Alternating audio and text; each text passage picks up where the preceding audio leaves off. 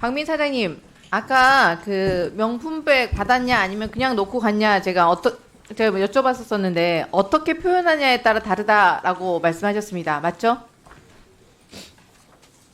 예. 네, 혹시 정정하실 생각 없으십니까? 정확히 기억을 못 하겠는데 뭘 어떻게 정정해야 된다는 뜻인지. 이게 사장님 청탁금지법의 적용 대상자이십니다. 만약에 사장님 댁에 누가 명품백을 사장님 표현처럼 놓고 갔습니다. 그러면 어떻게 하시겠습니까? 전화해서 돌려줍니까? 아니면 집에 보관합니까? 돌려주겠죠. 예. 네, 당연히 그렇겠죠. 상식적으로. 부인께서 명품백 받으면 돌려줍니까? 부인이 받아도 돌려주시는 거죠? 아 그래야죠. 예. 네, 알겠습니다. 22년 9월에 디올백을 전달하자 김건희 여사가 돌려줬습니까? 안 돌려줬습니까? 보관을 뭐 지시했다고 이렇게 보도도 나오는데 그에 대한 제가 정확하게 기억하고 돌려줬다, 있습니다. 돌려 안 24년 올해 지금 24년 8월 현재까지도 돌려주지 않고 있습니다. 놓고 간 물건인데 왜 안 돌려줍니까? 그럼 제가 안 돌려준 게 아니라 제가 답변할 건 아닌 것 같은데. 김건희 여사가 2022년 6월 180만 원 상당의 샤넬 향수와 화장품 세트도 받았습니다. 여기 보이시죠? 받은 건 팩트입니다. 김 여사 측도 인정을 했습니다. 김건희 여사가 선물 준다는 카톡에 뭐라고 답변을 했습니까?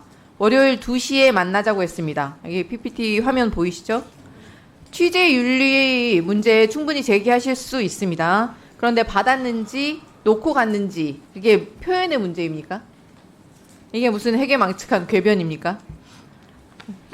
그게 받은 거 아닙니까? 근데 이걸 저한테 받았니 이걸 묻는 게 적절한가요? 예? 이걸 아까 저한테 하셨던 대답이셔서 제가 물어보는 건데 기자 생활 하셨지 않습니까? 아니 그래서 이걸 어떻게 본인이 썼던 그 공영방송 사장님의 이런 주관적인 의견은 굉장히 중요합니다. 본인이 쓴 논평 기억하시죠? 논평. 민주당의 이재명 방탄 작전 운운하면서 민주당과 이재명 대표에 대해서 원색적인 비난을 쏟아내셨습니다. 근데 법원에서는 이재명 대표에 대한 구속영장이 기각되지 않았습니까? 제대로 된 증거 하나 없는 전원의 전원 하나로 야당 대표는 모욕을 하더니 김건희 여사는 직접 받는 영상까지 있고 2년 가까이 자기 집에서 소유했던 게 드러나기까지 했는데 이게 놓고 간 겁니까? 이게 표현의 문제라는 건 너무 말장난 아닙니까? 공영방송이 사장이 아니라 이거는 마치 대통령실 실장 같습니다.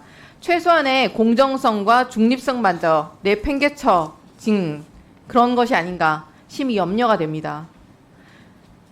김건희 여사의 수족이 되어버린 검찰마저 받았다는 사실을 부정을 못하고 감사 인사를 했다라는 해괴망측한 궤변으로 청탁이 아니다라는 뭐 달나라 같은 논리를 창조했습니다. 이래도 받은 게 아닙니까? 그래서 속아 웃을 보도들만 KBS를 통해서 전파를 타고 있습니다. 검찰이 김건희 여사에게 불려가 핸드폰까지 뺏기고 출장 황제 조사를 해준 날 KBS 뉴스나에서 뭐라고 보도를 했습니까? 보도를 아예 안 할 수는 없으니 김건희 여사가 소환 조사 당했다며 정말 눈물 날 정도로 마사지를 해줍니다. 검찰은 김 여사가 지정한 장소로 출장을 나가서 핸드폰도 뺏겼는데 김건희 여사는 소환을 당한 겁니까? 이게 소환 당한 겁니까? 박민 사장이 취임을 하자마자 이렇게 모든 기사들이 논조가 이렇게 바뀌었다는 게 중요합니다. 앵커들까지 모두 갈아치운 이유가 드러난 것이 아닙니까? 공영방송 사장은커녕 언론인의 자격조차 없습니다. KBS의 땡윤아니 땡건이 방송에 대해서 국민의 분노를 가볍게 여기지 마시기 바랍니다. 조성은 사무처장님께 질의하겠습니다. 처장님 지난 질의에서 법원 판결이 나오면 방통위는 따라야 한다고 말씀하셨습니다. 그렇죠? 예, 그렇습니다. 네. 이진숙 방통위원장이 박문진 이사 선임 집행정지 판결이 나오자 본인이 SNS에 공유한 글이 있습니다. 한번 보여주시죠.